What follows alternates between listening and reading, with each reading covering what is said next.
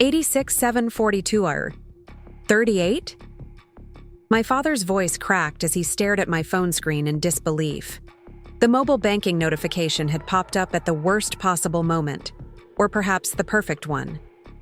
That can't be right. Jason told us you were drowning in debt.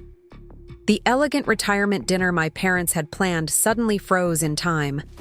My sister Becca's fork clattered against her plate.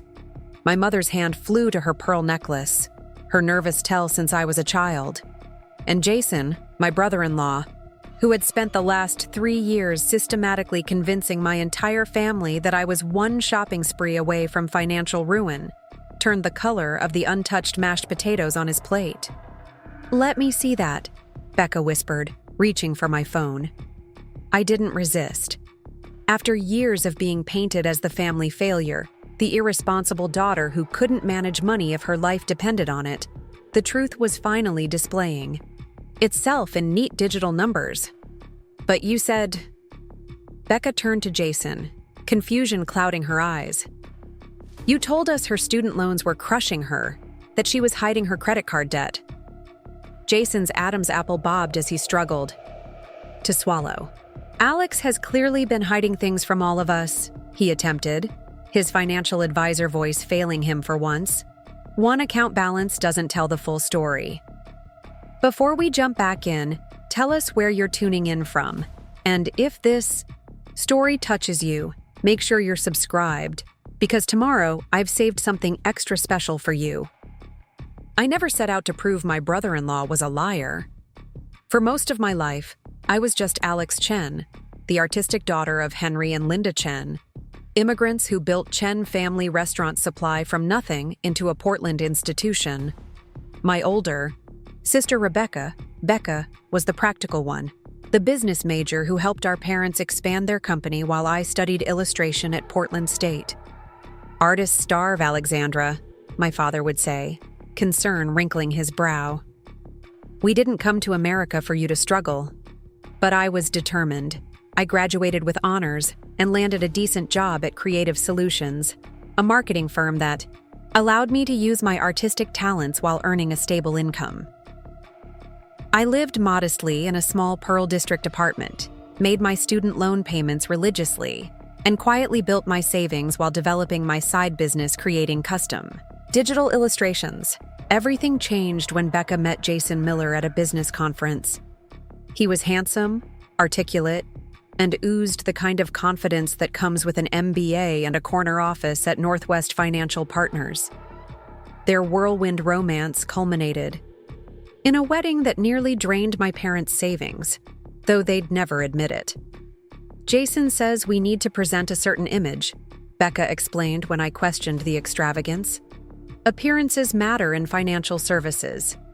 I should have recognized the red flag waving frantically before my eyes. At first, Jason was everything my immigrant parents dreamed of in a son-in-law. He spoke intelligently about investments and retirement planning. He impressed my father with market forecasts and my mother with promises of financial security for Becca. He even offered to take a look at my finances during that first Thanksgiving as family. "Just to help you get on track," he said with a smile that didn't quite reach his eyes. "What are brothers for, right?" I politely declined. Something about the way he studied our family dynamics made me uneasy, like I was being assessed rather than welcomed. But I kept these thoughts to myself. Becca was happier than I'd ever seen her, and after years of pressure to succeed, my parents finally had someone who spoke their language of ambition and security. The comments began subtly, about 6 months after the wedding.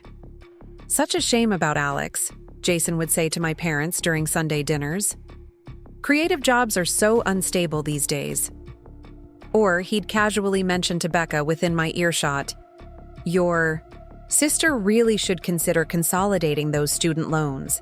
The interest must be killing her." I confronted him privately after he suggested to my father that perhaps they shouldn't discuss their retirement plans around me since it might make Alex uncomfortable given her financial situation. "What exactly do you think my financial situation is?" I asked him directly, cornering him in my parents' kitchen during a family gathering. Jason's smile was practiced perfection. Alex, I'm just concerned. Creative professionals often struggle with financial literacy. I've seen it with many clients. I'm only trying to help your family understand that you might need support. I don't need financial support, I said firmly. I'm doing fine. He patted my shoulder condescendingly. Of course you think that. That's usually the first sign of trouble. I walked away, seething but determined to rise above it. I didn't need to prove anything to Jason. My finances were my business, and they were in excellent shape. What I didn't realize was how successfully Jason was crafting his narrative behind my back. The family dynamics shifted so gradually, I barely noticed at first. My mother began sending me articles about managing money and budgeting basics, information I'd mastered years ago. My father started offering to help out whenever we met, despite my assurances that I was fine.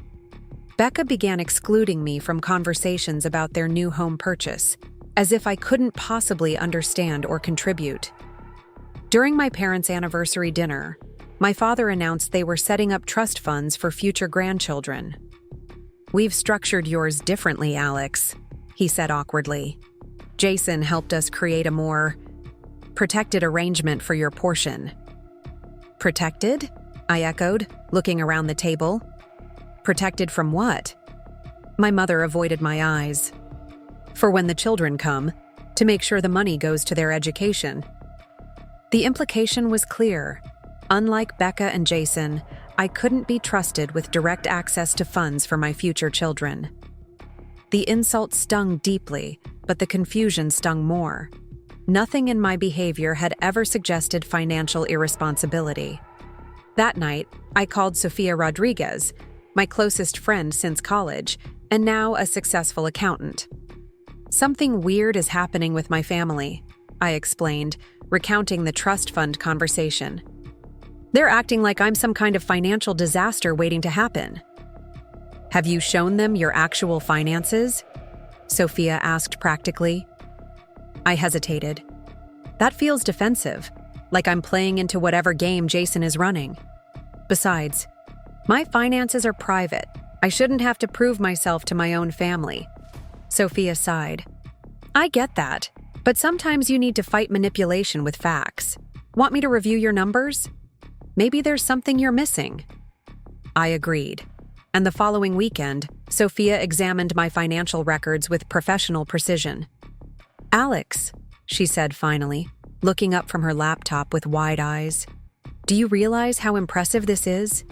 You've eliminated half your student debt in record time. Your emergency fund is fully funded. Your retirement contributions are exactly where they should be. You're actually outperforming most of my clients who make twice your salary." Her validation was comforting but confusing. Then why would Jason imply otherwise? Sofia's expression darkened. "That's what we need to figure out." The mystery deepened the following month when I received a call from Portland Community Bank about a loan application I'd supposedly submitted. "We're just confirming some discrepancies before making our final decision," the loan officer explained. "What loan application?" I asked, thoroughly confused. There was a pause. "For the small business loan, submitted last Tuesday. The application says you're expanding your illustration business and need $30,000 for equipment." My blood ran cold. I hadn't applied for any loan. After an hour of frantic discussion with the bank's fraud department, I learned someone had submitted an application online using my personal information. The only unusual detail was the contact phone number, not mine, but one I didn't recognize. When I ran the number through a reverse lookup, it belonged to a prepaid cell phone.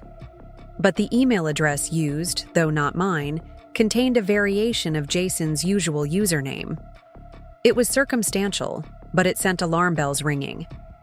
Why would Jason apply for a loan in my name? What was he trying to accomplish by making it appear I was taking on more debt? I hired Bill Thompson, a financial investigator Sofia recommended, to look deeper. The cost would eat into my savings. But if Jason was doing what I suspected, actively damaging my financial reputation, I needed proof. Financial sabotage within families is more common than people realize, Bill explained during our first meeting at Bridgetown Coffee, especially when there's inheritance or family business succession involved. My parents' restaurant supply business. Of course, they were approaching retirement age, and decisions about the company's future would need to be made soon. As their only children, Becca and I would naturally be part of those discussions, unless one of us was deemed financially irresponsible. Bill's investigation took 3 weeks. What he uncovered made my hands shake with rage and disbelief. Jason had created a sophisticated pattern of financial misinformation centered around me. He had used his position at Northwest Financial Partners to access credit reporting services, running frequent checks on my credit score, each one leaving a hard inquiry that slightly damaged my rating. Preparing and narrating this story took us a lot of time, so if you are enjoying it, subscribe to our channel. It means a lot to us. Now back to the story. He had created dummy email accounts and variations of my name to subscribe to debt consolidation services, payday loan offerings, and bankruptcy attorneys, creating digital footprints that would suggest financial distress if anyone looked. Most disturbingly, he had been systematically monitoring my actual accounts through Becca's devices. Whenever I accessed my banking from my parents' Wi-Fi during visits, Jason had installed tracking software that captured my login credentials. "He knows exactly how well you're doing," Bill confirmed grimly. "And he's been actively working to ensure no one else finds out." But why? What could possibly motivate such an elaborate deception? The answer came from an unexpected source. While having lunch in the financial district, I literally bumped into Ethan Park, who introduced himself as Jason's former colleague. "Chen, as in Becca Chen's sister?" he asked, recognition dawning. "The financially irresponsible artist?" My stomach dropped. "That's what Jason says about me?" Ethan looked uncomfortable. "Among other things. Look, I probably shouldn't be telling you this, but Jason's been positioning himself to take over your family's business for years. He's got presentation decks about expanding Chen family restaurant supply that he's shown to potential investors. He talks about how your parents are ready to retire but worried about succession because one daughter is too artistic to understand business, and the other, no offense, is easily influenced by her husband." I felt physically ill. "He's planning a takeover of my family's company?" Ethan nodded. "He's been laying groundwork for at least 2 years, talking about how he'll need to save the business from mismanagement once your parents step down." The pieces finally fit together. Jason wasn't just undermining me for sport or insecurity. He was systematically positioning himself as the only financially responsible option for my parents' legacy. By making me look financially incompetent and controlling the narrative with Becca, he could maneuver himself into controlling the business. My parents had built over 30 years. I gathered all the evidence: Bill's comprehensive report, the fraudulent loan application, statements showing my actual financial health, and a sworn statement from Ethan about Jason's plans for the company. But I hesitated. Confronting Jason meant potentially hurting Becca and shocking my parents. What if they didn't believe me? What if Jason had poisoned them against me so effectively that they dismissed the evidence as manipulation or jealousy? My opportunity came sooner than expected. My father announced his official retirement, planning a celebration dinner at their home. The discussion of business succession would undoubtedly arise, and Jason would be positioned to present himself as the natural choice to take the helm. I arrived early to help my mother prepare, my evidence folder tucked into my bag, still uncertain if I should present it. The moment needed to be right, and I needed to be strategic. "You seem distracted," my mother observed as we chopped vegetables for the family's traditional hot pot. "Just thinking about Dad's retirement," I replied carefully.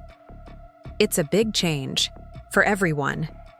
She nodded, her eyes softening. "Your father worries about you, with the business transitioning. Because he thinks I'm financially irresponsible?" I couldn't keep the hurt from my voice. My mother looked surprised. Is that what you think? No, Alexandra. He worries because you've always followed your heart instead of practicality. He admires your courage, but fears the world will not reward it as it should. Her words gave me pause. Perhaps the situation was more nuanced than I realized. Dinner began pleasantly enough. My father beamed as he discussed his retirement plans. My mother served his favorite dishes.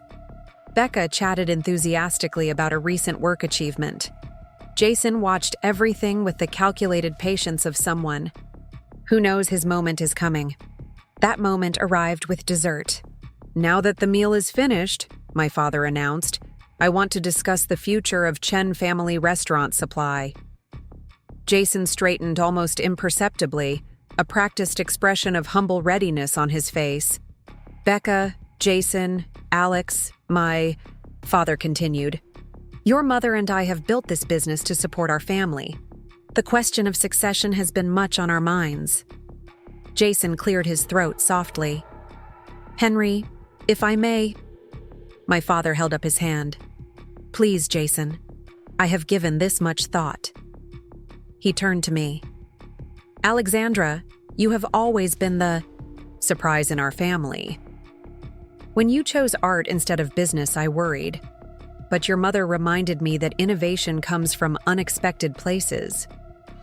Jason's confident smile faltered slightly. I would like you to consider taking a creative role in the company, my father continued. Our marketing and product design need fresh eyes, perhaps with your artistic talent. Henry, Jason interrupted smoothly, with all due respect, business succession requires financial acumen above all. While Alex's creativity is valuable, her financial history suggests she might not be ready for business responsibility. The familiar anger rose in me, but before I could respond, my phone buzzed loudly on the table. A banking notification flashed across the screen. My automated monthly transfer of $2,500 to my investment account had completed successfully. The notification displayed not just the transfer, but my updated account balance, $86,740. 38, my father, noticed it first, his eyes widening as he processed the numbers. Without thinking, he read the amount aloud, his voice faltering in confusion. The silence that followed was deafening. Becca reached for my phone, her expression shifting from confusion to shock as she confirmed what our father had seen. But, you said? She turned to Jason, the first crack appearing in her complete trust in her husband. You told us her student loans were crushing her, that she was hiding credit card debt. Jason recovered quickly, years of financial advising. Having trained him to project confidence even when cornered, Alex has clearly been hiding things from all of us, he attempted. One account balance doesn't tell the full story. But the damage was done. The carefully constructed narrative was crumbling, and for once, Jason had no prepared response. What full story, Jason? I asked quietly, finding unexpected strength in finally confronting him directly. The story where I'm financially irresponsible? Or the story where you've been systematically undermining me to position yourself to take over my family's business? I reached for my bag and retrieved the folder of evidence. 3 years of deception, manipulation, and sabotage documented, in meticulous detail. Perhaps we should discuss the full story after all. The silence around the dinner table felt tangible as I opened the folder. My hands trembled slightly, but my resolve remained firm. For 3 years, I had weathered Jason's subtle campaign to destroy my financial reputation. For 3 years, I had maintained my dignity while being treated as the family liability. That ended tonight. What is this? My father asked, his voice unnaturally quiet as he stared at the documentation I began to arrange on the table. Evidence, I replied simply, of everything Jason has been doing to manipulate how you see me. Jason's face had transitioned from shock to calculated composure. Alex, this is ridiculous. Whatever you're trying to prove, let her speak. My mother interrupted, her eyes never leaving the papers I was organizing. In all my life, I had rarely heard my gentle mother use that tone. I took a deep breath and began methodically, just as Bill Thompson had advised me. 3 months ago, I discovered someone had applied for a business loan in my name without my knowledge. That discovery led me to hire a financial investigator who uncovered a pattern of activity designed to make me appear financially irresponsible. I slid the first document toward my parents, a comprehensive credit report showing multiple hard inquiries that I hadn't authorized. Each of these credit checks damaged my score slightly. They were all initiated through Northwest Financial Partners' corporate account. I met Jason's eyes across the table. Your employer, Jason. Becca's face had gone pale. Jason wouldn't do that, she whispered, but uncertainty tinged her voice. There's more, I continued, presenting emails from debt consolidation services, bankruptcy attorneys, and payday lenders, all addressed to variations of my name.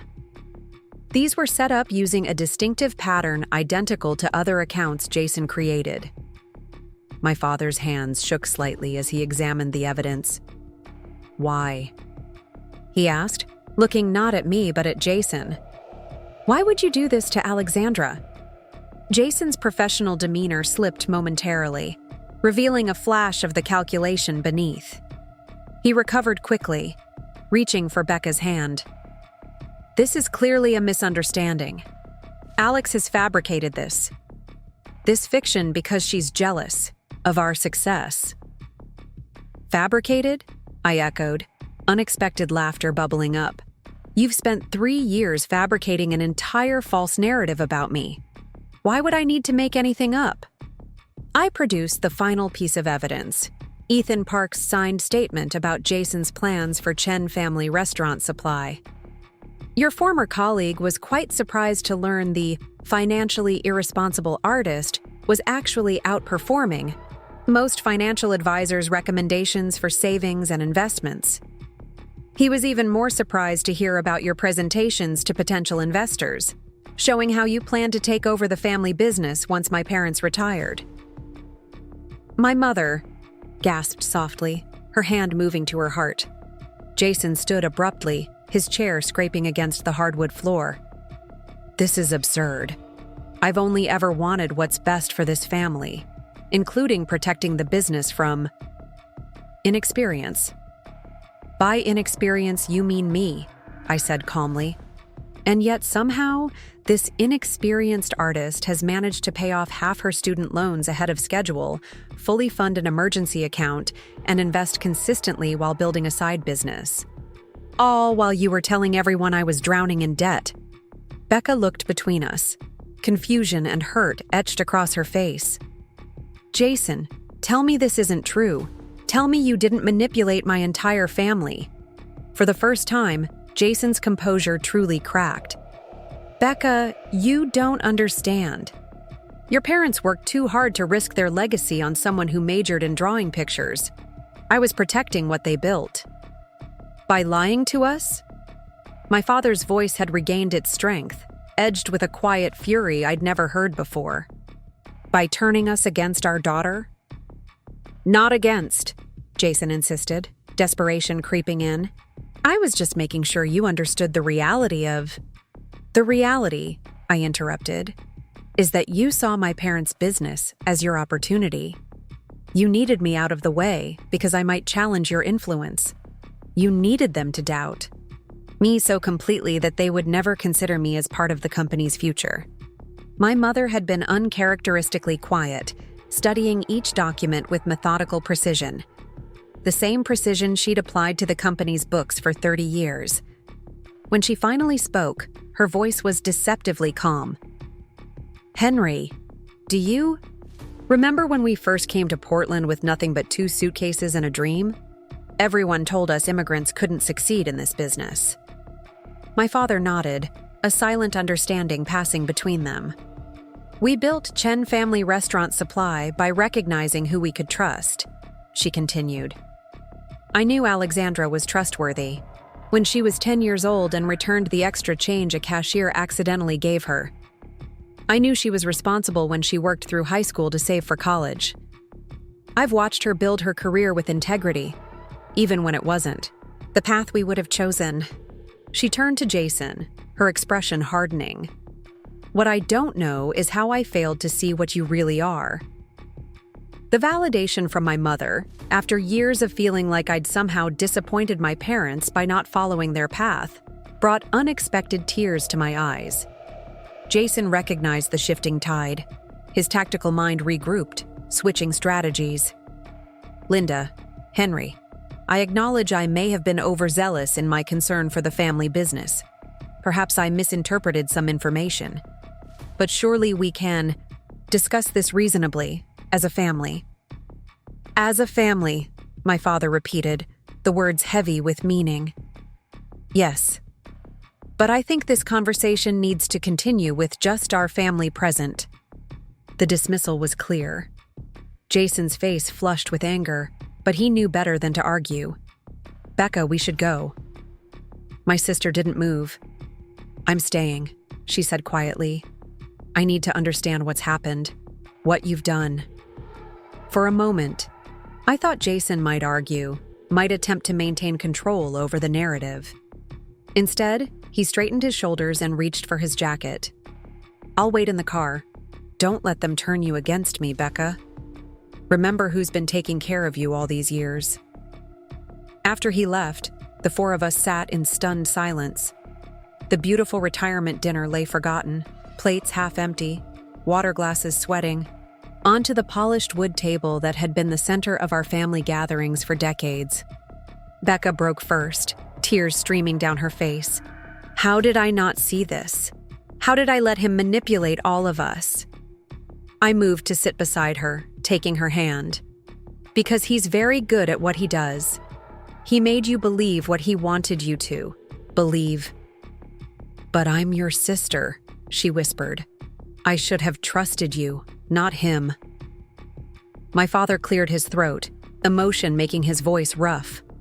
We all failed, Alexandra. We allowed someone to come between us and make us doubt what we've always known. No, I insisted. Jason is the only one to blame here. He deliberately set out to destroy my reputation because I was an obstacle to his ambitions. He recognized that my different path might be interpreted as financial irresponsibility, and he weaponized that perception. My mother reached across the table for my other hand. Nevertheless, we let it happen. We should have questioned why Jason was so insistent about your finances. We should have asked you directly if you needed help. You did offer help, I reminded them gently. Many times. I refused because I didn't need it, and because I was too proud to show you my accounts to prove something I shouldn't have had to prove. My father nodded slowly. Pride runs in this family, perhaps too much sometimes. We talked late into the night, examining how thoroughly Jason had manipulated us all, how he had identified our family's pressure points and exploited them masterfully. My parents' concern about artistic careers being financially unstable, Becca's desire to please them by making the right choices, my stubborn independence that prevented me from simply showing them my financial statements to disprove Jason's claims. What happens now? Becca finally asked, her voice small. The question encompassed so much: her marriage, the family business, our damaged trust. My father squared his shoulders, the businessman emerging through the hurt father. First, we protect the business. Jason has been approaching investors using our company name without authorization. That stops immediately. My mother nodded in agreement. I'll contact our lawyer first thing tomorrow. We need to ensure Jason has no legal pathways to influence the company.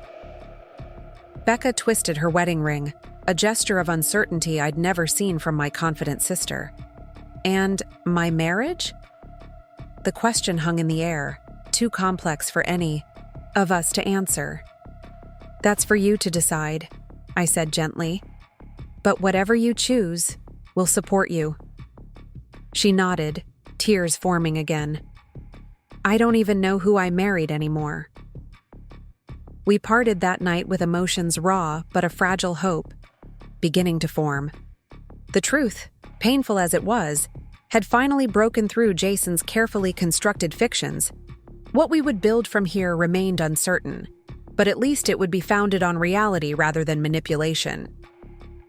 The next morning brought practical challenges.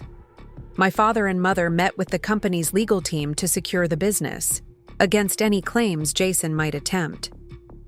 I provided them with all the evidence I'd gathered, including Bill Thompson's detailed report.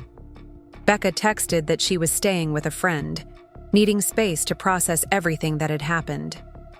I worried about her facing Jason alone, but I also understood her need to make her own decisions about their future. I was preparing for work when my doorbell rang. To my surprise, Ethan Park stood in the hallway, looking uncomfortable. "I wanted to apologize properly," he said when I invited him in. I knew what Jason was doing wasn't right, but I convinced myself it wasn't my business. "What made you change your mind?" I asked, genuinely curious. Ethan sat on the edge of my couch, hands clasped between his knees. "My sister. She's an artist too, photography. Our parents gave her the same grief about it not being a real career. When I realized Jason was exploiting that same prejudice against you, it hit too close to home." "Well, your timing was perfect," I assured him. "Without your statement, this might have played out very differently." He nodded, still looking troubled. "There's something else you should know. Jason didn't just approach external investors about your family's business. He's been secretly meeting with your major competitor, Westland Restaurant Supply." My stomach dropped. "Westland? They've been trying to absorb our company for years." Jason was positioning himself as the inside track. If he took control of Chen Family Restaurant Supply through succession, he could facilitate a merger that would be extremely profitable for him personally.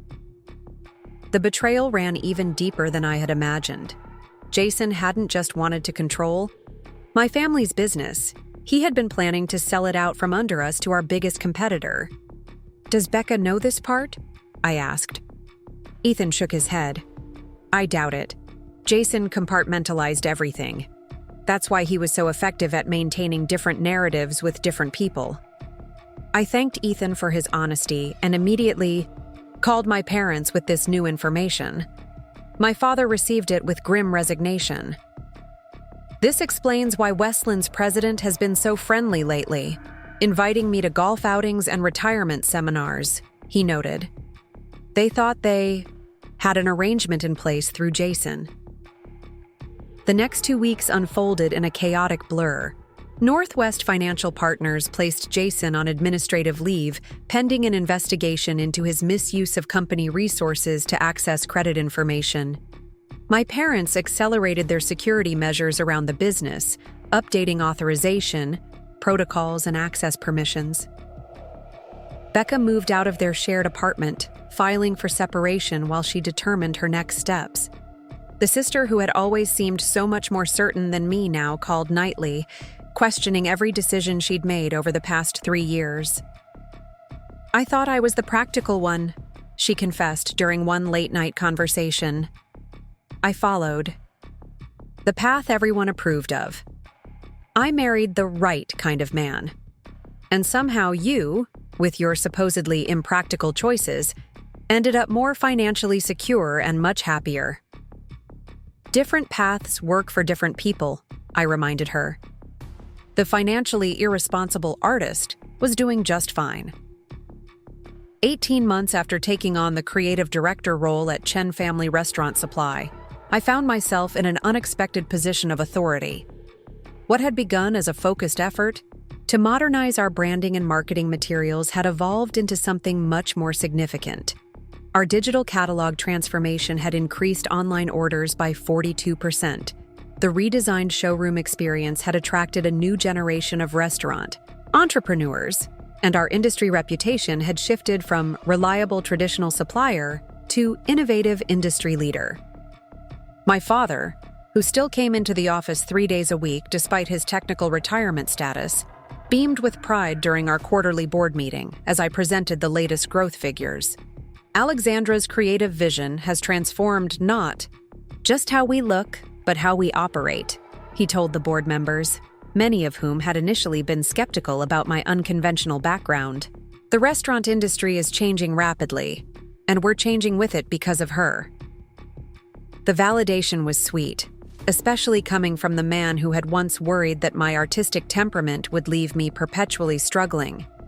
But the most profound transformation wasn't in the business metrics or market position. It was in our family dynamics. Becca and I had developed a partnership that leveraged both her operational excellence and my creative perspective. Where we had once seen our differences as a source of comparison and occasional tension, we now recognize them as complementary strengths. My sister had emerged from her divorce with a newfound confidence and clarity, channeling her formidable organizational skills into streamlining our supply chain and inventory management. The Chen sisters are a force to be reckoned with, one industry publication had written in a recent profile of our company's revitalization. After the board meeting concluded, Becca lingered behind as the others filed out. "I've been approached by Westland again," she said without preamble. I felt a familiar tension tighten my shoulders. Westland Restaurant Supply, our longtime competitor and the company Jason had secretly courted for his planned takeover, had made several overtures since his departure. "What do they want this time?" I asked, gathering my presentation materials.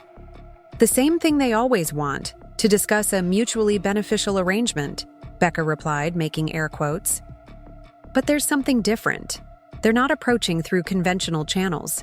Their new VP of Strategic Development called my personal cell." "How did they get your number?" Becca gave me a pointed look. "Take a wild guess." "Jason." The name still tasted bitter, even after all this time. She nodded. "Has to be. The timing is too coincidental." "What timing?" Becca glanced toward the door to ensure we were alone. "The finalization of our divorce was last week. The non-disclosure agreement is now fully in effect. Jason can't publicly discuss anything related to his failed scheme or the Chen family. He's legally muzzled." I considered the implications.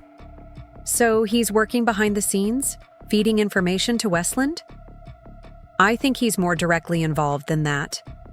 Sophia's cousin works in Westland's accounting department.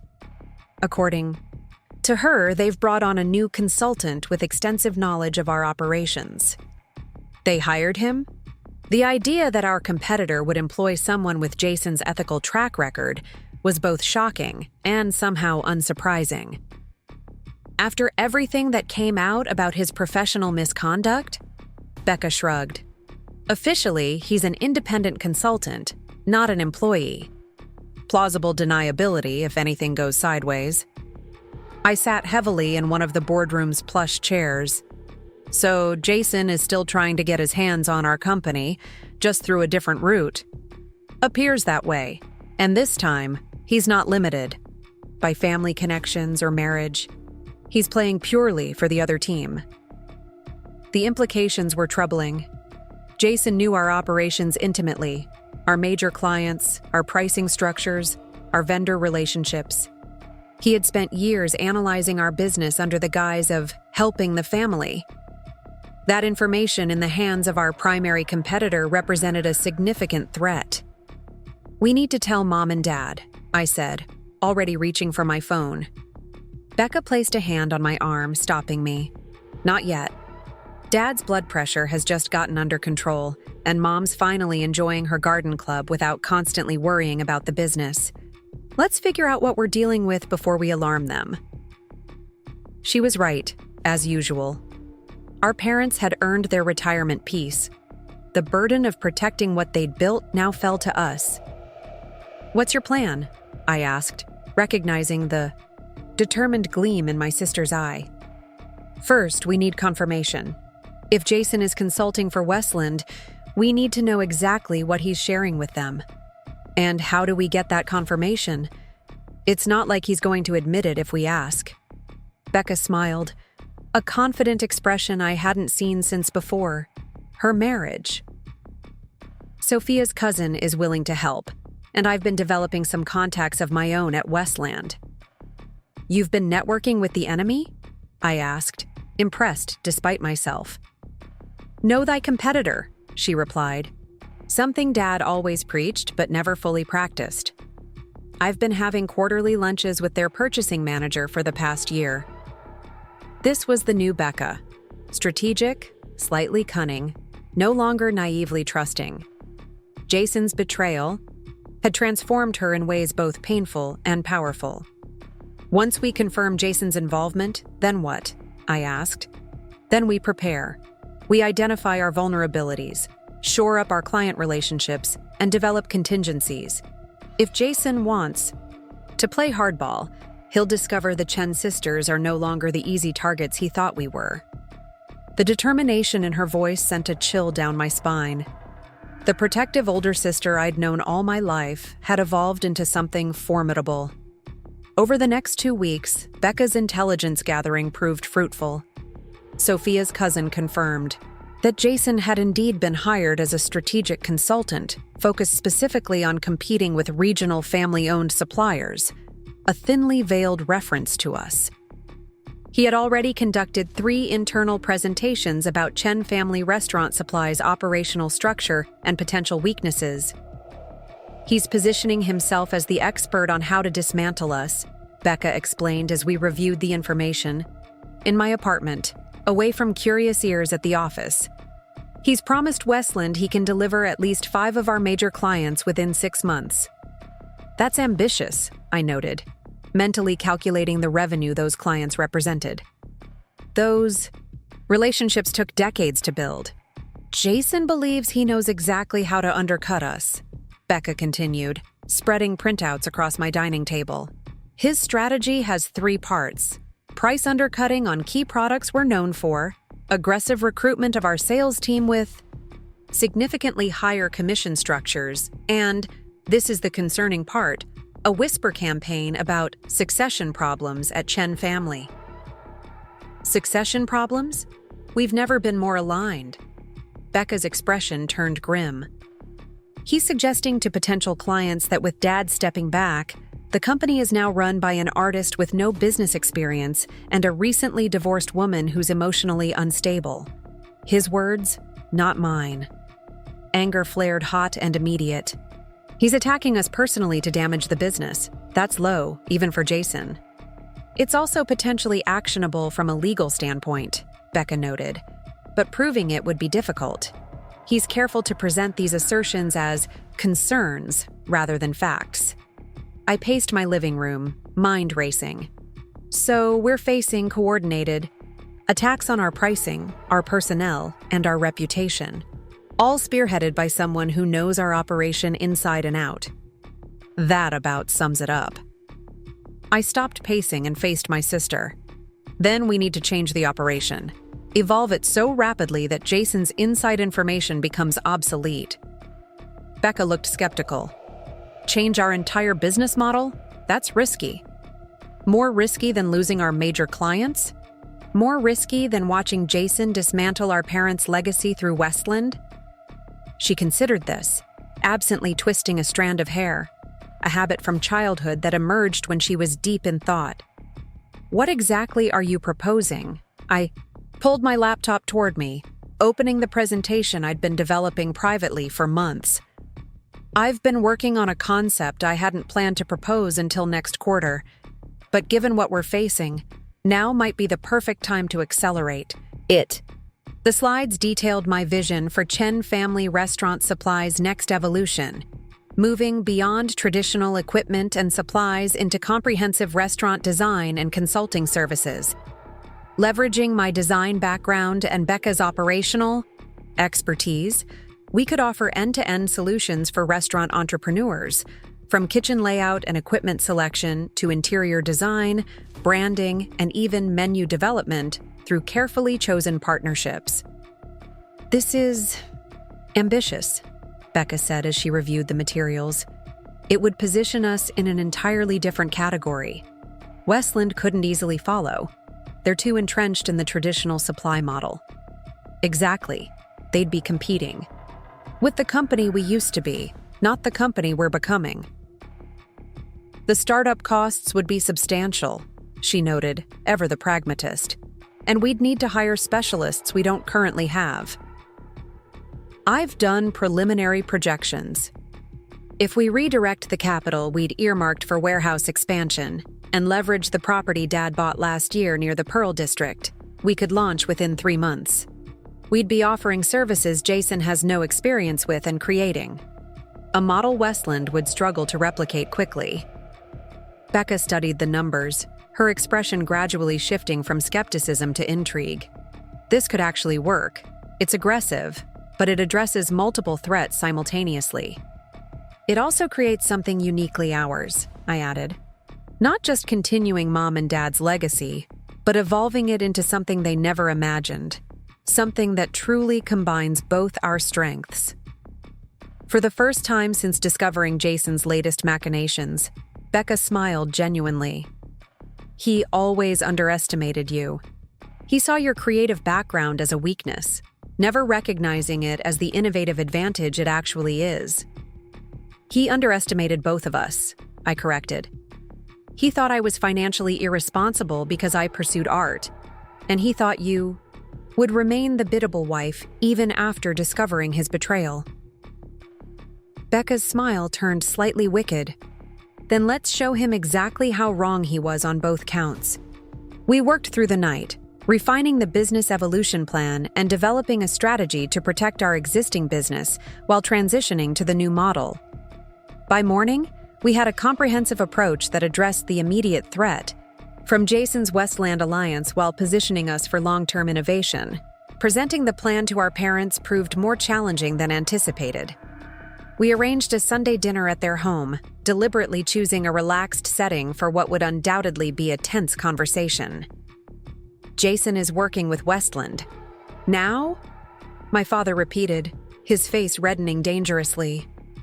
After everything he did to this family? My mother placed a calming hand on his arm. Henry, your blood pressure. My blood pressure is responding appropriately to this information, he retorted, but he took a deep breath nevertheless. We're not telling you this to upset you, Becca assured them. We're telling you because we've already developed a response strategy. We walked them through our plan, the business evolution, the accelerated timeline, the strategic reallocation of resources. To their credit, our parents listened without interruption, though I could see the questions and concerns accumulating behind their carefully neutral expressions. When we finished, my father sat back heavily in his chair. You want to fundamentally transform the company your mother and I built over 30 years.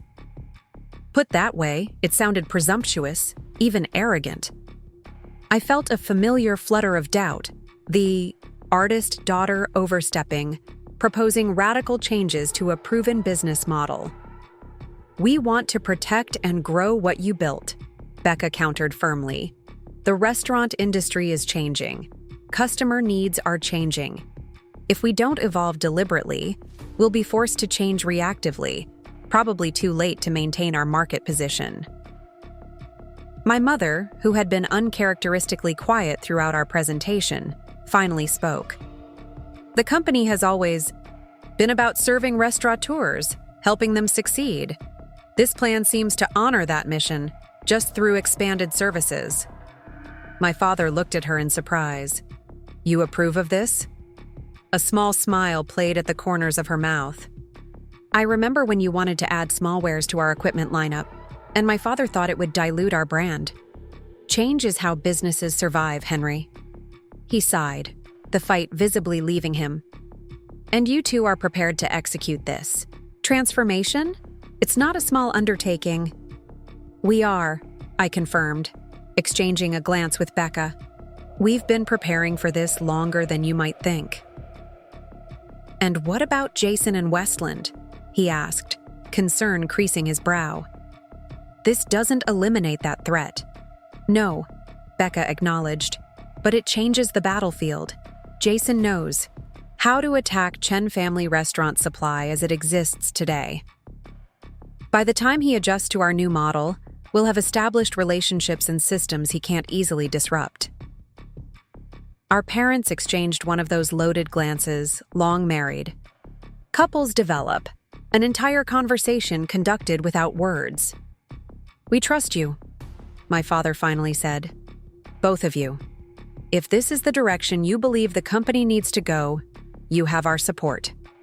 The implementation phase moved with breathtaking speed.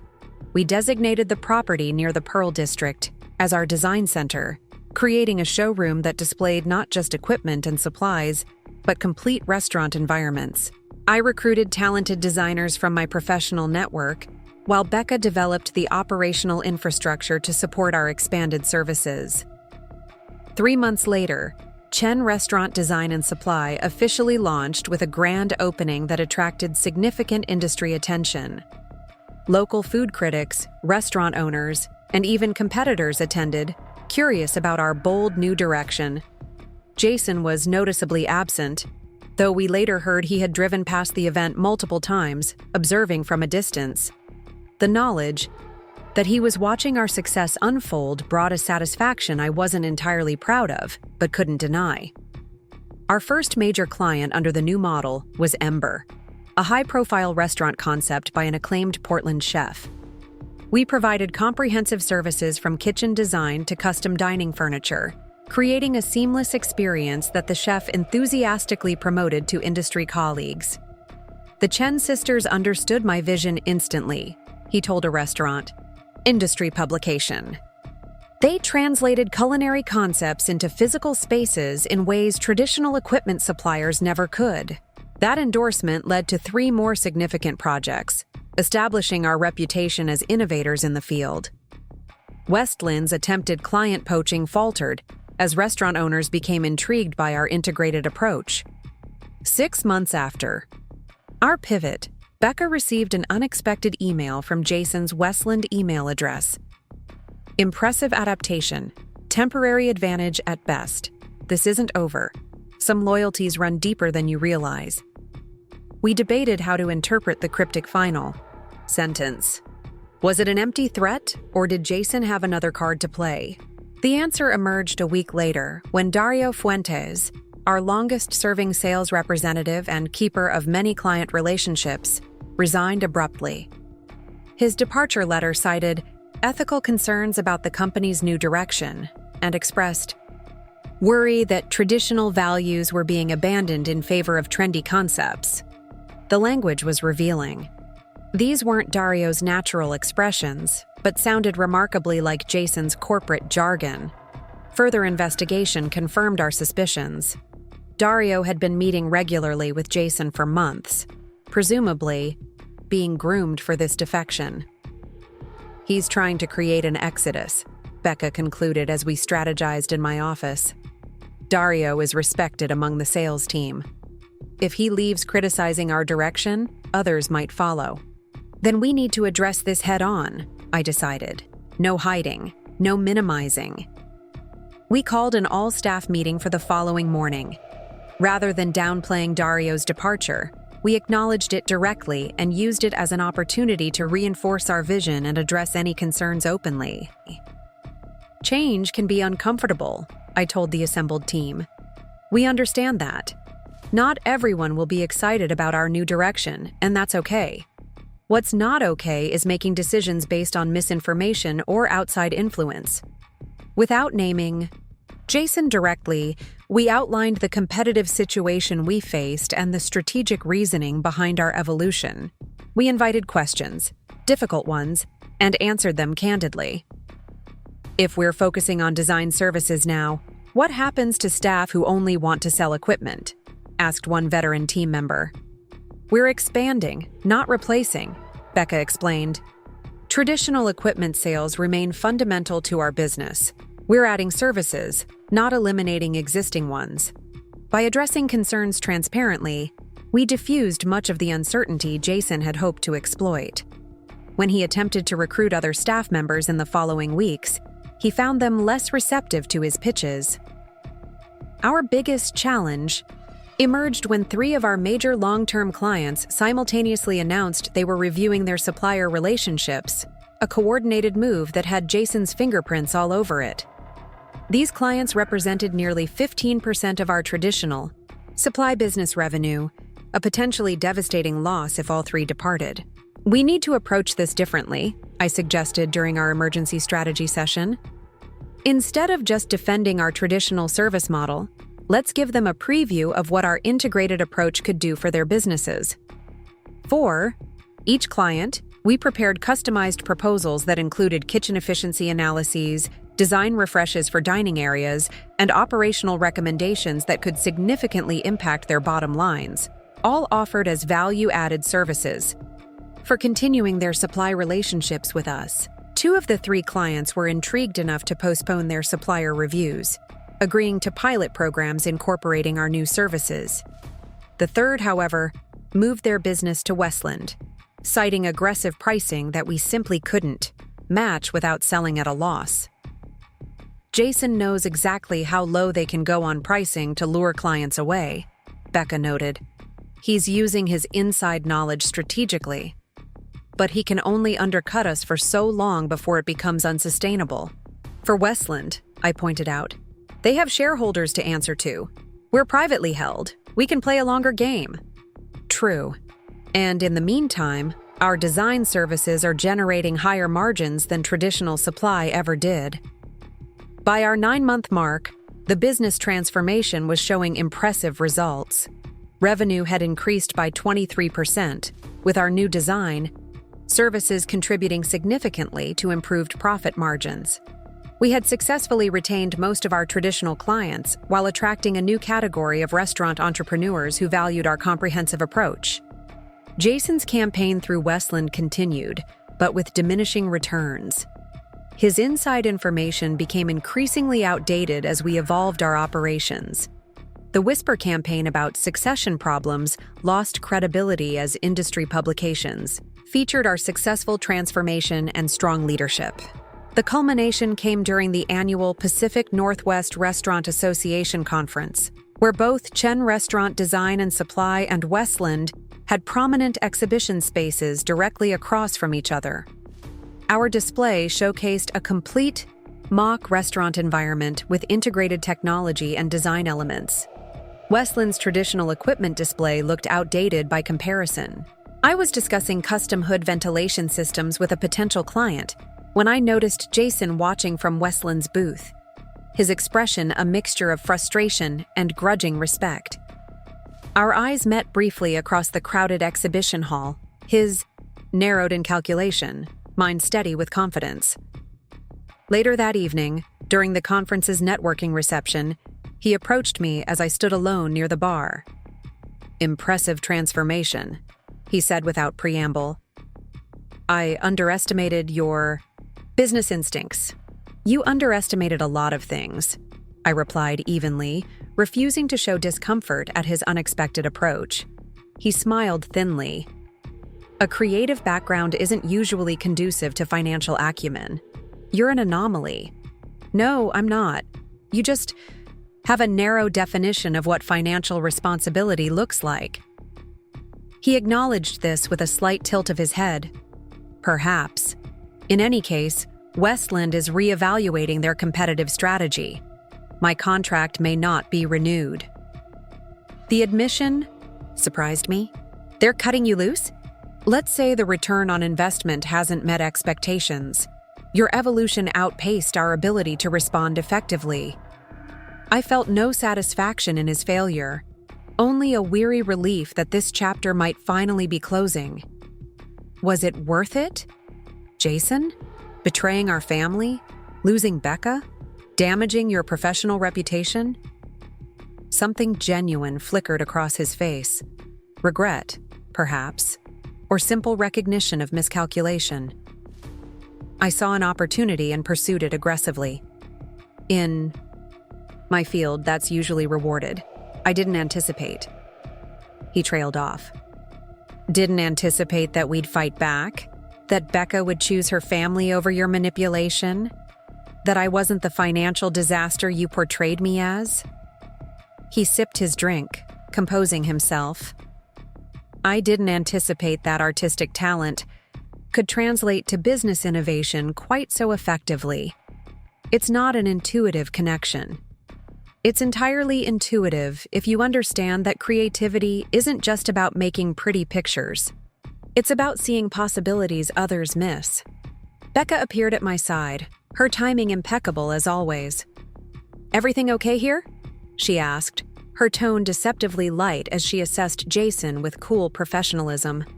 "Fine," I assured her. Jason was just explaining that his Westland contract may not be renewed. She raised an eyebrow. "How unfortunate.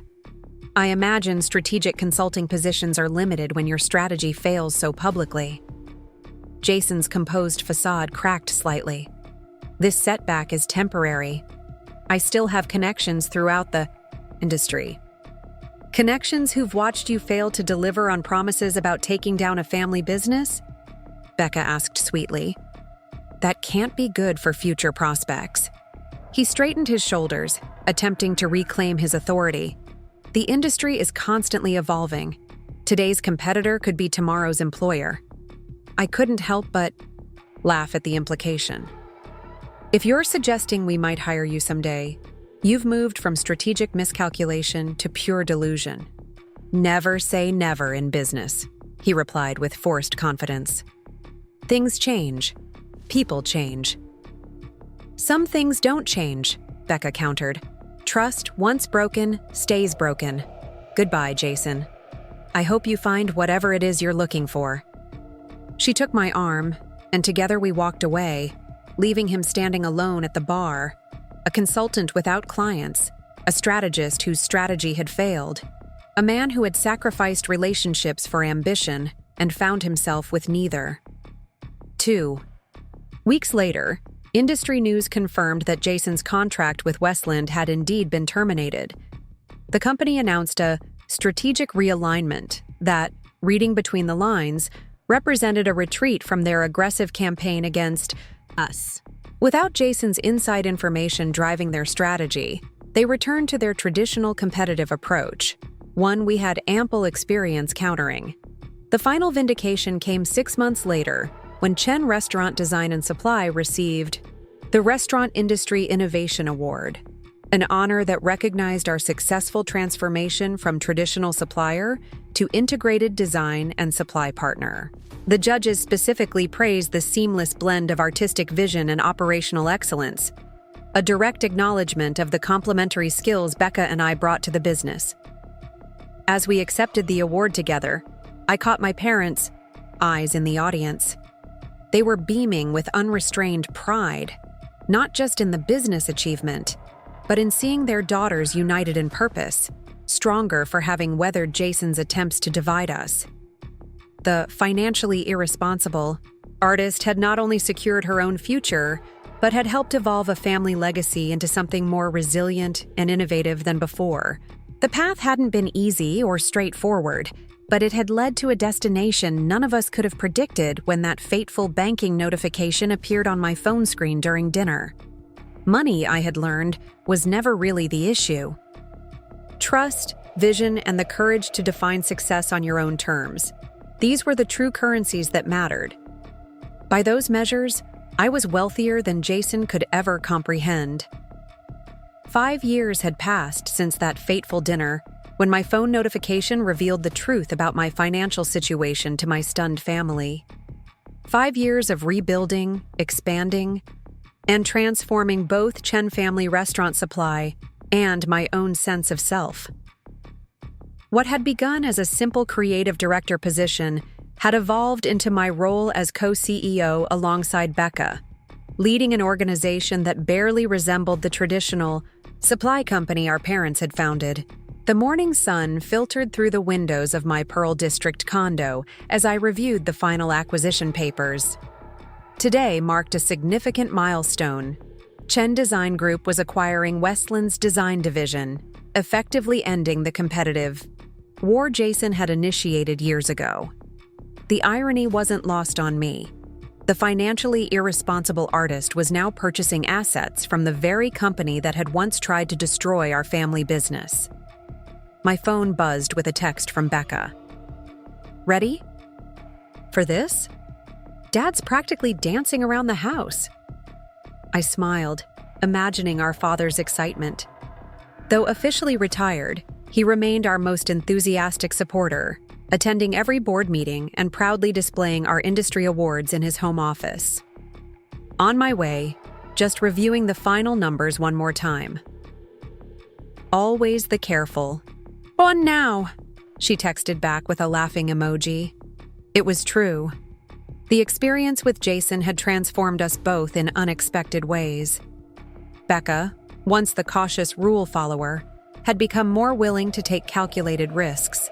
Meanwhile, I had developed a meticulous attention to financial details that sometimes surprised even our accountants. We had each absorbed aspects of the other's strengths while maintaining our core identities. I arrived at the company headquarters, 30 minutes later, greeted by the understated elegance of the lobby we'd redesigned 3 years ago. The space seamlessly blended industrial elements honoring our restaurant supply routes with contemporary artistic touches reflecting our design, services, a physical manifestation of how we'd bridged tradition and innovation. Sofia Rodriguez, my longtime friend who now served as our chief financial officer, met me at the elevator. The Westland team arrived early. They're in the Jade conference room with Becca. How do they seem? I asked, adjusting my blazer. Despite our company's success, I still occasionally felt like an imposter in business settings, the lingering ghost of years being underestimated. Nervous, Sophia replied with a slight smile. Probably because their entire design division is being absorbed by the financially irresponsible artist they were warned about. We shared a knowing look. The phrase had become something of an inside joke within our executive team, a reminder of how thoroughly we'd disproven Jason's narrative. The Jade conference room fell silent as I entered.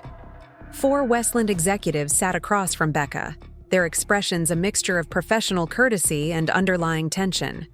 None of them were familiar faces from the Jason era. Westland had experienced its own transformation after the failed campaign against us, replacing most of its leadership team and refocusing on core competencies. Alex, perfect timing, Becca said, standing to greet me. We were just discussing implementation, timelines for the integration. I took my seat beside her, noting how naturally we'd fallen into our complementary roles. Becca typically handled operational discussions while I addressed creative direction and culture integration.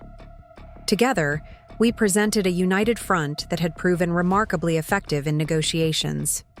Before we continue, I said, I want to clarify our vision for this acquisition. We're not absorbing Westland Design to eliminate a competitor. We're integrating your talented team because we believe together we can create something more innovative than either could accomplish separately. The tension in the room visibly eased. The acquisition had been positioned as hostile in some industry publications, a narrative we needed to actively counter for successful integration. That's refreshing to hear, said Westland's design director, a woman named Miranda whose portfolio I'd long admired. There's been significant anxiety among our team about simply being dismantled. Understandable, I acknowledged, but counterproductive to what we're trying to build. Your aesthetic brings elements we've been wanting to incorporate, particularly in boutique hotel restaurant spaces. The meeting progressed smoothly from there, transitioning from careful formality to genuine collaborative planning. By the time legal representatives arrived with the final paperwork, a tentative enthusiasm had replaced the initial wariness. As signatures were exchanged and congratulatory handshakes offered, I felt a complex mixture of emotions. Professional pride in our company's growth, personal vindication after years of having my financial acumen questioned, and a lingering disbelief that the path initiated by Jason's cruelty had led to this moment of triumph. After the Westland team departed, Becca, Sophia, and I remained in the conference room, absorbing the significance of what we'd accomplished. We should tell Mom and Dad in person, Becca suggested. They've been nervously checking their phones all morning. Agreed, I said. This isn't just our victory. It's theirs, too. Sophia raised an eyebrow. Speaking of unexpected connections, to the past, have you heard the latest about Jason? My stomach tightened slightly. Despite our success, The mention of his name still triggered an instinctive response, a combination of anger and wariness honed through years of his manipulations. No, I've been deliberately not keeping tabs on him. Sophia hesitated. He's back in Portland, apparently trying to rebuild his consulting practice after his Seattle venture collapsed. Becca's expression hardened. Of course he is, just when everything's going well. His timing was always impeccable, I noted dryly. But we're not the same people he tried to manipulate before. Whatever game he's playing now, we're better prepared. We attempted to set aside thoughts of Jason as we drove to our parents' home, focusing instead on the celebration at hand. The modest craftsman-style house where we'd grown up remained largely unchanged despite our parents' financial success, a testament to their unwavering values. My mother answered the door before we could knock, her expression expectant. Well, is it official? It's official, Becca confirmed as we stepped inside. Westland's design division is now part of Chen Design Group. Our father emerged from his study, attempting to maintain his dignity but failing to suppress his grin. Excellent. I've prepared a small celebration. Small was an understatement. The dining room table was laden with our favorite dishes, a bottle of champagne chilling in an ice bucket, and a custom cake decorated with both companies' logos merged together. Dad, I laughed. How long have you been planning this? Since you first mentioned the possibility 6 months ago, he admitted without a trace of embarrassment. I believed in you both. As we settled around the table, my mother raised her glass. To my daughters, who took what we built and transformed it into something beyond our imagination, and proved that different paths can lead to remarkable success, my father added, with a meaningful glance at me. The acknowledgement of how thoroughly he'd revised his opinion of my career choices brought unexpected tears to my eyes. The celebration was intimate and joyful, filled with reminiscences about the company's evolution and family moments both challenging and cherished. It wasn't until dessert that my mother broached the subject we'd been avoiding. I saw Jason at the farmer's market last weekend, she said casually, serving slices of cake. He pretended not to see me. The mood shifted instantly. Becca set down her fork with deliberate care. He's keeping a low profile then. Probably for the best. Did he approach you? I asked, unable to suppress my concern. Jason had proven himself capable of elaborate schemes. A chance encounter might not be chance at all. No, but he looked different, my mother replied, thoughtfully. Not the polished financial advisor anymore, more subdued. His reputation in financial services is essentially destroyed, Sophia noted. The ethical violations at Northwest Financial were just the beginning. After the failed Westland campaign and the Phoenix Ventures collapse, he's become known as someone who prioritizes personal vendettas over sound business strategy. Poetic justice, Becca murmured. I wasn't so certain. Throughout our conflicts, with Jason, I'd learned to be wary of apparent weakness. We should still be cautious. Jason has always been at his most dangerous when he's desperate. My father nodded gravely. Your sister is right. Success shouldn't make us complacent. The conversation shifted to lighter topics, but Jason's return to Portland lingered in my thoughts like an approaching storm. Experience had taught me that he rarely accepted defeat permanently. He simply recalibrated and tried a different approach. That knowledge was confirmed 3 days later when I received an unexpected email from an address I didn't recognize. Alex, congratulations on the Westland acquisition. Impressive growth trajectory for Chen Design Group. I believe we have mutual interest to discuss regarding future opportunities. Lunch at Veritable Thursday? J. I stared at the message in disbelief.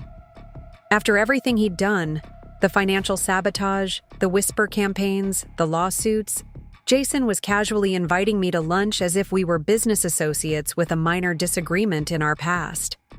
Absolutely not, Becca declared when I forwarded her the email. This is another manipulation attempt. Nothing good can come from engaging with him. I agree it's manipulative, I said slowly, but I'm curious about his angle. What mutual interests could we possibly have? And why approach me directly rather than through intermediaries like he's done previously? Because direct contact gives him psychological advantages, Sophia suggested during our emergency strategy session. He knows you're curious by nature. He's counting on that curiosity to override your caution. It's also possible he genuinely wants to propose something, I countered. Jason is many things, but he's not irrational. He wouldn't reach out without a purpose that benefits him.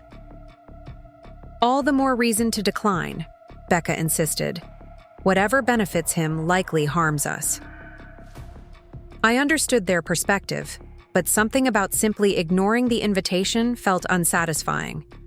After years of reactive defense against Jason's schemes, perhaps it was time to understand what motivated his continued focus on our family. What if I go but not alone? I suggested. A public meeting with backup nearby removes most of the risk. Becca looked horrified. You can't seriously be considering this. I'm considering gathering intelligence directly rather than speculating about his intentions. I met my sister's concerned gaze steadily. Knowledge is power, Becca. Right now, he knows he's piqued my interest, while we know nothing about what he wants. After considerable debate, we developed a cautious approach. I would meet Jason at Veritable, a popular restaurant in the business district where privacy would be limited. Sophia would be seated at a nearby table, close enough to intervene if necessary. Our company security director would monitor from the bar area. Everything would be recorded with our legal team standing by. This feels excessive for lunch, I commented as we finalized the arrangements. This isn't lunch, Becca corrected grimly. This is reconnaissance behind enemy lines. Thursday arrived with unseasonable sunshine, as if the Portland weather were deliberately contradicting my apprehensive mood. I chose my outfit carefully. A structured blazer over a simple blouse and tailored pants. Professional without appearing overly formal. Strong without seeming defensive. I arrived 15 minutes early to secure a table with good sightlines and minimal acoustic privacy. Sophia was already positioned diagonally across the restaurant, apparently engrossed in work documents, but strategically placed to observe our interaction. Jason arrived precisely on time, another calculated move. Punctuality conveyed respect while avoiding the vulnerability of waiting. He had aged noticeably since I'd last seen him, the confident swagger replaced by a more measured gait, new lines etched around his eyes, hair stylishly but not expensively cut. His suit was well-tailored but lacked the designer details he'd once prioritized. "Alex," he greeted me with a nod, no attempted handshake or false warmth. "Thank you for agreeing to meet." "Curiosity won out over caution," I replied honestly, though caution is present as well. I gestured subtly toward Sophia, making it clear this wasn't a private conversation. A flicker of something, respect, amusement, crossed his face. Prudent. I'd expect nothing less after our history. The waiter arrived for drink orders, providing a momentary reprieve from the tension. Once we were alone again, I decided directness was the best approach. "Why did you contact me, Jason? What mutual interests could we possibly have at this point?" He considered me for a moment, his expression unreadable. "I've been following Chen Design Group's evolution. The Westland acquisition was particularly impressive." "That doesn't answer my question. I'm getting there." He leaned forward slightly. "You've built something remarkable, not just commercially successful, but creatively significant. The industry has noticed." Again, observations rather than explanations, I noted. If this is leading to some kind of apology or reconciliation attempt, save it. Some bridges stay burned. Jason actually smiled at that, not the calculated charm he'd once wielded so effectively. but something more resigned. No apology would be adequate, and we both know it. What I'm offering is information, not amends. Our drinks arrived, along with bread service. I waited until the server departed before responding. What information could you possibly have that would interest me? Culinary Vision Partners is planning a hostile takeover attempt of Chen Design Group. The statement was so unexpected that I nearly dropped my water glass. Culinary Vision Partners was one of the largest restaurant development conglomerates in the country, known for aggressive expansion and corporate efficiency rather than creative innovation. That's absurd, I said when I recovered my composure. We're privately held. A hostile takeover isn't possible without significant leverage against key stakeholders, Jason finished. They believe they've found that leverage. A chill ran through me despite the restaurant's comfortable temperature. Explain. They've been quietly approaching your institutional clients, hotel groups, restaurant chains, developers, offering incentives to break contracts with Chen Design Group.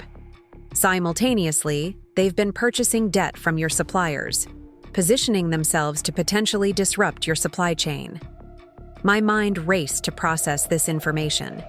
We had noticed some unusual activity with certain clients recently. Delayed commitments, requests for contract modifications. Nothing alarming individually, but collectively. How do you know this? I asked, my suspicion returning full force. And why would you warn me? Jason's expression turned serious. I know because they approached me 3 months ago. They wanted insider information about Chen family business structures, client relationships, financial vulnerabilities. And you provided it, I concluded flatly. Actually, no. He held my gaze steadily. I declined. I couldn't hide my skepticism. You expect me to believe that? After years of trying to undermine our business? I don't expect you to believe anything without verification, he replied, which is why I've brought documentation. He removed a flash drive from his pocket and placed it on the table between us. Email correspondence, meeting recordings, strategy documents, everything I received during their recruitment attempt. I made no move to take it. This could contain anything. Malware, falsified documents. Why would you turn down an opportunity? For revenge? Jason was quiet for a moment, seemingly gathering his thoughts. My vendetta against your family was never about revenge. It was about opportunity and ambition. I saw Chen Family Restaurant Supply as an underutilized asset that I could optimize more effectively than its sentimental owners. By manipulating my parents, isolating me, and controlling Becca, I noted acidly. Yes, he acknowledged without defensiveness. Tactics I justified through the lens of business strategy. But it was never personal in the way you think. Tell that to Becca, I said. The psychological impact of your manipulation was very personal. He accepted this with a slight nod. Fair. But my point is that what Culinary Vision Partners is planning goes beyond strategic acquisition. Their approach is deliberately destructive, designed to devalue your company before acquisition, with specific plans to dismantle the creative culture you've built. And this offends your business sensibilities? I couldn't keep the sarcasm from my voice. It offends my recognition of something valuable, he corrected. What you and Becca have built deserves to continue evolving, not be disassembled for parts by corporate efficiency experts. The waiter returned to take our lunch orders. I requested a salad I had no appetite for, needing time to process this unexpected conversation. Jason ordered similarly, function over enjoyment, another departure from his former self. When we were alone again, I decided to probe deeper. Let's say I believe your information is genuine. Why deliver it in person? Why not send it anonymously? Jason seemed to have anticipated this question. Because the threat is immediate and complex. You'll need additional context that documents alone won't provide. Such as? such as the fact that Culinary Vision's CEO, Martin Reeves, has a personal grudge against creative-led businesses like yours. His previous company, Platinum Hospitality, lost multiple high-profile projects to Chen Design Group last year. This isn't just business for him, it's vindication. The specificity gave me pause. This matched what we knew about certain competitive bids that had become unusually contentious. The flash drive contains preliminary approaches to 3 of your largest clients, Jason continued. Contracts you believe are secure are already being undermined. And you're providing this information out of what? Newfound ethical clarity? The skepticism in my voice was unmistakable.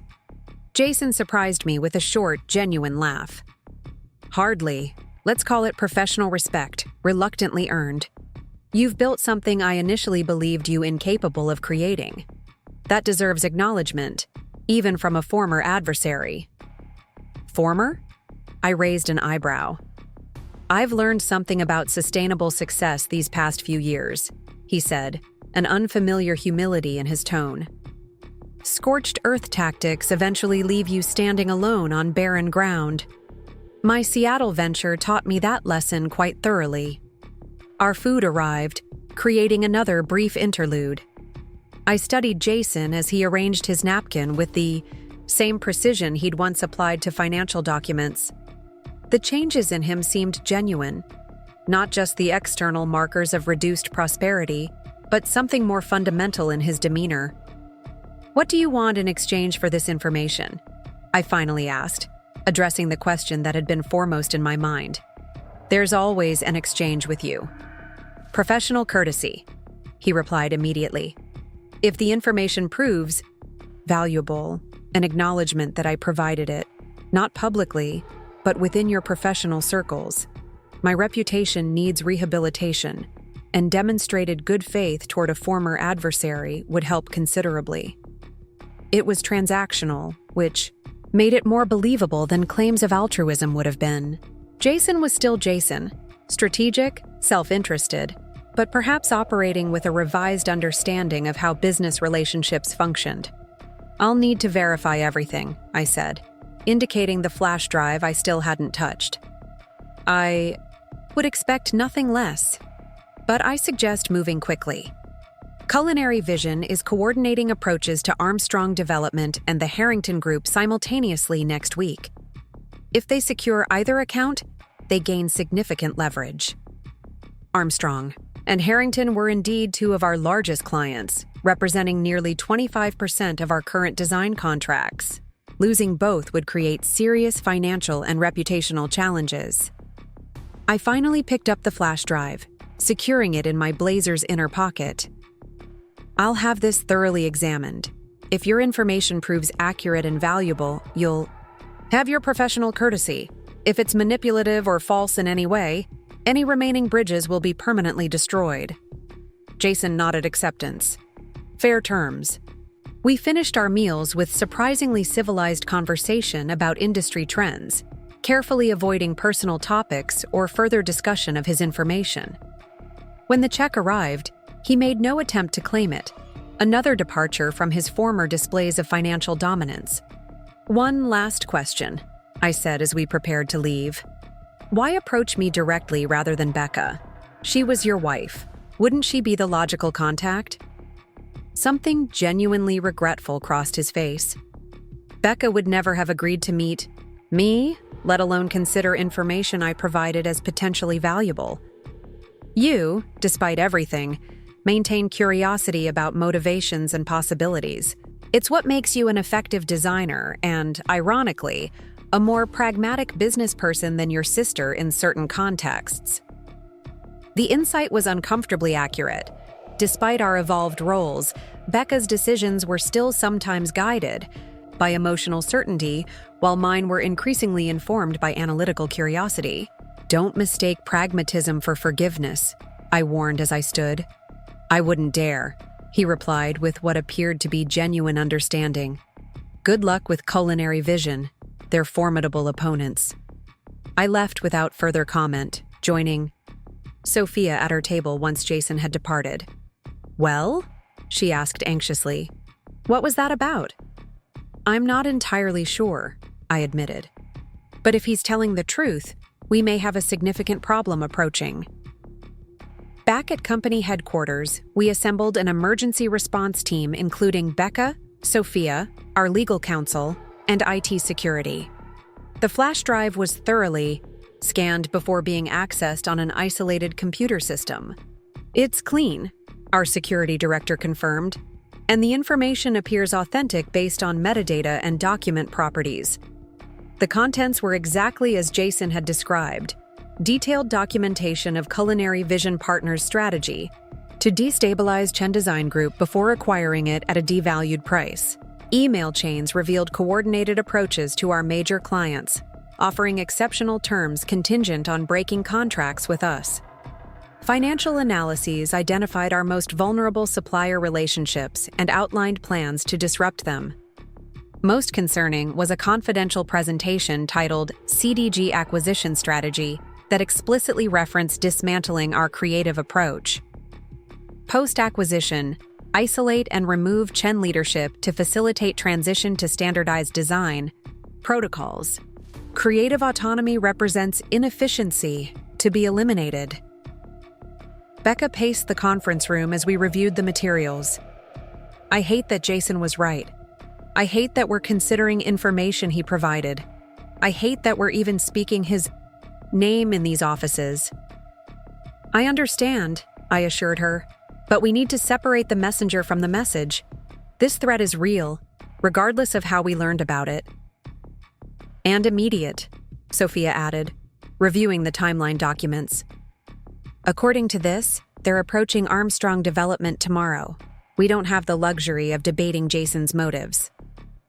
Becca stopped pacing, her expression shifting from frustration to resolution. You're right. Strategic response first. Emotional processing later. What's our counter move? We worked through the night developing what we called Operation Creative Defense, a multifaceted response to Culinary Vision's takeover attempt. By morning, we had a comprehensive action plan that addressed each vulnerability they'd identified, while leveraging our strengths as a creatively led organization. Our first move was preemptive outreach to Armstrong Development and the Harrington Group. Rather than defending existing contracts, we presented enhanced partnership proposals that included exclusive design innovations and priority scheduling. The approach turned potential vulnerability into opportunity, strengthening relationships Culinary Vision had targeted for disruption. Simultaneously, we diversified our supply chain, reducing dependency on the vendors Culinary Vision had identified as leverage points. We also accelerated our integration of Westland's design division, consolidating our market position more quickly than our financial projections had originally planned. Most boldly, we contacted Martin Reeves directly, requesting a meeting to discuss mutual industry interests, a phrase deliberately echoing Jason's initial email to me. The move was calculated to disrupt their timeline by introducing uncertainty about what we knew. 3 days into our counter-strategy implementation, I received another email from Jason. Culinary Vision is regrouping. Reeves canceled 2 key meetings yesterday. Your response has them concerned. Well played. J. I forwarded it to our response. Team without comment. The validation of our approach was useful, even if the source remained complicated. 2 weeks later, we confirmed that Culinary Vision had indeed abandoned their acquisition strategy. An industry contact shared that Reeves had been overheard complaining about unexpected resistance from Chen Design Group, suggesting our preemptive actions had effectively neutralized their approach. The threat addressed, we finally had space to process the more personal implications of Jason's unexpected assistance. Becca remained deeply skeptical. He's playing a longer game, she insisted during our debrief session. Creating indebtedness he can leverage later. Possibly, I acknowledged, but his information was accurate and valuable. Without it, we might have lost Armstrong and Harrington before recognizing the coordinated pattern. Sophia offered a more nuanced perspective. What if it's both? Jason is strategic by nature. He wouldn't act without self-interest, but that doesn't necessarily negate the value of what he provided. So what now? Becca asked. Do we send a thank you note? Her sarcasm barely masked her discomfort with the situation. I considered carefully before responding. We promised professional courtesy if his information proved valuable. It did.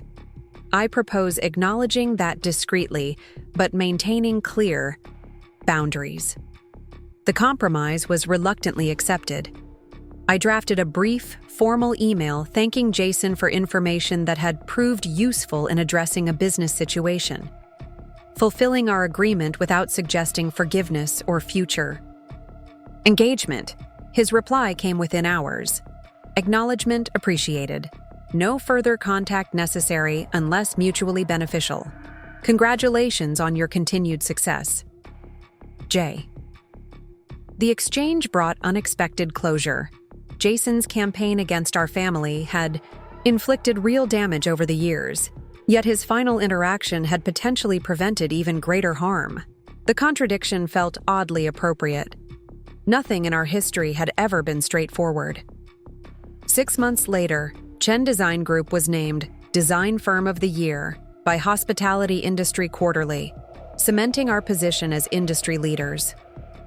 The profile accompanying the award specifically highlighted our innovative integration of creative vision with operational excellence, a direct reference to how Becca and I had combined our different strengths. At the award ceremony, surrounded by industry peers and with our proud parents in attendance, I reflected on the improbable journey from financially irresponsible artist to acclaimed business leader. The path had been neither straight nor easy, marked by betrayal, vindication, and unexpected twists. The Chen sisters represent a new model of leadership, the presenter announced as we approached the podium. They've proven that creative vision and financial acumen aren't opposing forces, but complementary strengths. As applause filled the ballroom, I caught Becca's eye. We shared a silent moment of recognition, not just of our professional achievement, but of how thoroughly we'd dismantled the limitations others had tried to impose on us. The financially irresponsible artist and the easily manipulated wife had transformed into something neither Jason nor anyone else could have anticipated, a formidable partnership that was reshaping an entire industry. The journey wasn't over. New challenges would emerge, perhaps even new encounters with figures from our past. But we faced them now from a position of hard-won strength, secure in the knowledge that we had not merely survived attempts to undermine us. We had transformed them into catalysts for unprecedented success. As we accepted the award together, I realized the most valuable asset we possessed wasn't reflected in any financial statement or balance sheet. It was the resilience we developed through adversity, the wisdom gained from overcoming manipulation, and the unshakable bond between two sisters who had discovered their complementary strengths when it mattered most.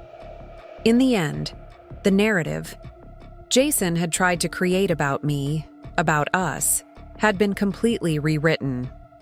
Not by defensive reactions or desperate attempts to prove him wrong, but by the consistent excellence of the lives and business we built in the aftermath of his betrayal. Sometimes the most powerful response to someone who tries to write your story for you is to become the author of a far better one than they could ever imagine. 15 years had passed since that fateful family dinner when my bank statement unexpectedly revealed the truth. 15 years of transformation, growth, and redemption that had carried me from being the family's perceived financial liability to co-leading one of the most successful restaurant design and supply companies in the country. Today marked another milestone as I stood in the gleaming lobby of Chen Global Enterprises, surrounded by displays showcasing our company's journey. The once modest family business had evolved into an international operation with design studios in 7 countries and supply chains spanning 4 continents. The IPO 5 years ago had been just the beginning of an expansion none of us could have imagined during those early difficult days. "Ms. Chen, they're ready for you in the Heritage Room," my assistant said, breaking my reverie. I smoothed my blazer and took a steadying breath. Today wasn't about quarterly reports or strategic planning. It was about legacy and reflection. Portland Business Journal was interviewing me for their Local Legends series, highlighting companies that had transformed the city's business landscape. The reporter had specifically requested that we meet in our headquarters heritage room, the carefully curated space that told our family's story through photographs, artifacts, and interactive displays. The room was illuminated with natural light when I entered, highlighting the timeline that wrapped around the walls, from my parents' first tiny warehouse to our current global presence. The young reporter, Emma Torres, rose to greet me, her recorder and notebook already arranged on the table. "Thank you for making time, Ms. Chen," she said warmly. "This series means a lot to our readers, especially aspiring entrepreneurs looking for inspiration." "Please call me Alex," I replied, settling into the chair across from her. "And I'm happy to contribute. Portland has been integral to our success." Emma glanced around at the displays. "I've done my research on Chen Global's impressive growth trajectory, but today I'd like to focus on something more personal. The story behind the business, particularly how you overcame significant challenges early in your career." I raised an eyebrow. "You're referring to my unconventional path to leadership?" "Actually," she said, looking slightly uncomfortable, "I've heard rumors about a family conflict that nearly derailed everything before you and your sister took over. Something about being underestimated and having to prove your financial capabilities?" The question surprised me. That chapter of our family history, while formative, wasn't something we typically discussed publicly. Yet perhaps there was value in sharing it now, 15 years removed from the pain, and with the perspective that only time and success can provide. "It's an unusual story," I acknowledged. "One that taught me more about financial responsibility and human nature than any business course could have." For the next hour, I shared the sanitized version of those turbulent years. How my brother-in-law Jason had systematically convinced my family that I was financially irresponsible due to my artistic career. How that perception had shaped family dynamics until the truth was accidentally revealed. And how Becca and I had ultimately transformed the family business using our complementary strengths. "That's extraordinary," Emma said when I finished. "To go from being considered the family's financial liability to co-CEO of a global enterprise. That must have been deeply validating." "The validation came long before the title or the expansion," I corrected gently. "It came when my family recognized that financial responsibility isn't about following a prescribed path, but about making thoughtful choices aligned with your values and abilities." "And your brother-in-law? What happened to him after his deception was exposed?" I considered my answer carefully. The full story of Jason's various schemes and subsequent redemptive moment during the culinary vision crisis wasn't appropriate for publication. He faced professional consequences for ethical violations in his financial practice. Our family moved forward without maintaining contact. That wasn't entirely true anymore, but the complexity of that evolution wasn't something I cared to explore in a business journal profile. "One last question," Emma said, checking her notes. "What advice would you give to someone who feels underestimated or misjudged by their family regarding their financial choices?" The question resonated deeply, connecting to the core lesson of my journey. Trust yourself enough to define success on your own terms, but remain open to legitimate feedback. Document your progress privately, even if you're not ready to defend it publicly. And remember that the most powerful response to someone who underestimates you isn't defensive explanation. It's consistent excellence over time. After the interview concluded, I lingered in the heritage room, studying the photographs that captured pivotal moments in our company's evolution. The grand opening of our first design studio, the acquisition of Westland's design division, Becca, and I ringing the opening bell when Chen Family Restaurant Supply went public, our parents beaming proudly beside us. What the carefully curated timeline didn't show were the painful chapters. The dinner where my financial competence was questioned, the betrayals that followed, the difficult reconciliations that had eventually enabled healing. Company histories, like personal ones, tended to highlight triumphs while minimizing struggles. My contemplation was interrupted by a notification on my phone, a reminder of tonight's family dinner. Unlike the tense gatherings of the past, our monthly family dinners had become celebrations of connection, with 3 generations now gathering around my parents' expanded table. As I left the heritage room, I spotted a familiar figure in the lobby. Jason, now in his 60s, silver-haired and dressed in the business casual attire of a semi-retired consultant. After that unexpected lunch 15 years ago when he'd warned us about Culinary Vision's takeover attempt, our relationship had undergone a gradual, complex evolution. The professional courtesy we'd extended in acknowledgement of his valuable information had eventually developed into occasional business consultations. Never for Chen Global directly, those wounds ran too deep, but for adjacent projects where his industry expertise proved useful. Becca had resisted longest, understandably, but even she had eventually accepted the pragmatic value of his insights in carefully defined contexts. Alex, he greeted me with the restrained cordiality that characterized our interactions now. The Portland Business Journal should make for an interesting profile. Just another step in documenting the company history, I replied, though some chapters remain private. He nodded, understanding the unspoken boundaries. I'm meeting with the Singapore expansion team about restaurant industry regulations in Southeast Asia. Your international compliance officer thought my experience might be helpful. I approved the consultation, I confirmed. Your regulatory knowledge is valuable for this phase. The awkward formality between us had never fully dissolved, but it had evolved into something resembling professional respect. Jason had never attempted to rejoin our family circle. He understood that some breaches couldn't be repaired. But he had demonstrated, consistently over many years, that his earlier assessment of my financial capabilities had been not just wrong, but embarrassingly misguided. "Will you be at the industry conference next month?" he asked. "I'm moderating the panel on adaptive reuse of historical restaurant spaces." "I'll be there. Becca is presenting our case study on sustainable kitchen design." He smiled slightly. She always was brilliantly methodical in her presentations. She still is. With a polite nod, we parted ways. Not friends, not enemies, but professionals who had found a workable distance after years of complicated history. That evening, I arrived at my parents' home carrying dessert from their favorite bakery. The modest house they'd refused to leave despite their increased wealth now featured an expanded dining area to accommodate our growing family. My mother, still elegant at 82, though moving more slowly now, greeted me with a warm embrace.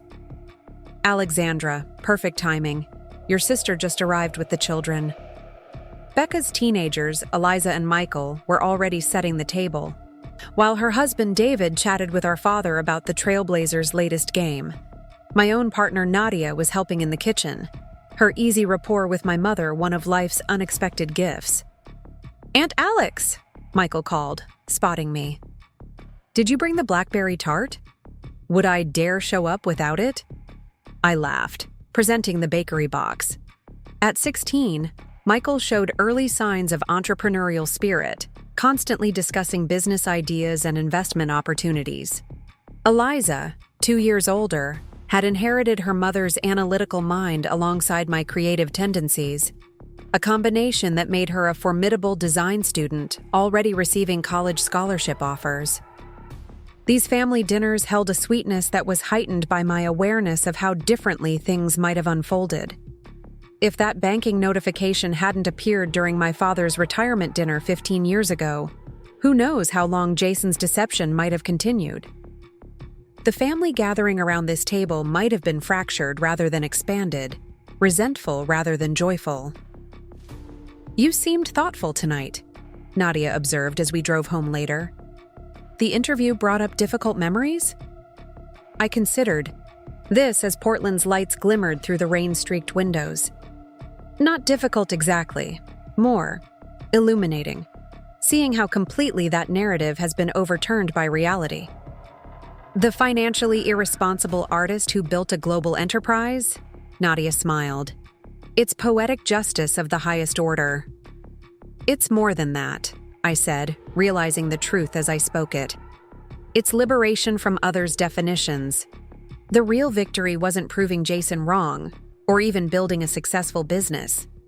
It was breaking free from the need to justify my choices according to someone else's metrics. That night, reviewing quarterly projections in our home office. Before bed, a habit I'd maintained through years of increasing prosperity, I reflected on the lengthy journey from perceived financial liability to respected business leader. The path had been neither straight nor easy, marked by betrayal, vindication, and unexpected turns that had ultimately strengthened rather than diminished me. My phone buzzed with a text from Becca. Dad couldn't stop talking about you after you left. So proud of the local legends feature. We've come a long way from that horrible dinner, haven't we? I smiled, typing back. From family black sheep to local legend. Not bad for a financially irresponsible artist. Her response came quickly. You were never irresponsible, just responsible in ways they couldn't recognize yet. The wisdom in her words struck me deeply. Financial responsibility had never been about following traditional paths or making conventional choices.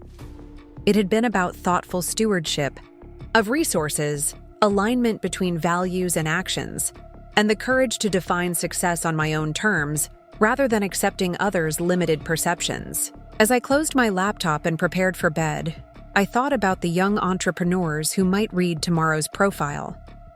Perhaps among them was someone facing similar underestimation, someone whose unconventional path was being mistaken for irresponsibility rather than innovation. For them, I hoped our family's story might serve as both comfort and catalyst, evidence that the most powerful response to being underestimated isn't defensive explanation, but consistent excellence, not desperate justification, but quiet confidence in one's own capabilities. The financially irresponsible artist had built something remarkable, not despite her creative perspective, but because of it. The family liability had become the family legacy builder. The transformation wasn't about proving others wrong, but about living into the truth that had been there all along. Financial responsibility comes in many forms, and sometimes the paths others question most lead to the most extraordinary destinations. Up next, you've got 2 more standout stories right on your screen. If this one hit the mark, you won't want to pass these up. Just click and check them out.